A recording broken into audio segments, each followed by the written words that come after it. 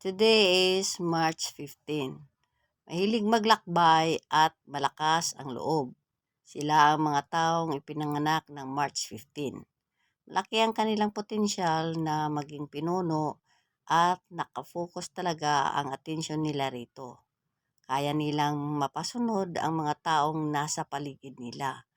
Kailangan nilang mag-ingat sa mga taong didikitan nila o kakaibiganin dahil maaaring may ibang motibo ang mga taong ito sa kanila. Greatest challenge ng mga taong ito ang ihinto ang kanilang nakagawiang competition sa bawat taong nakakasalamuha nila. Paunawa sa kanila na ang tagumpay ng isang tao ay hindi mahadlangan ang tagumpay ng iba. Ang tagumpay ay narapat lamang sa lahat. Hindi nila maitatago ang mga ugaling hindi maganda sa kanila. Ito ay ang pagiging competitive at sutel.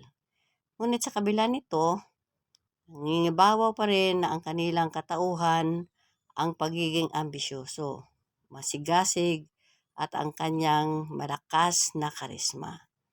Bertie Power Thought, today I will let others share in my success and happiness.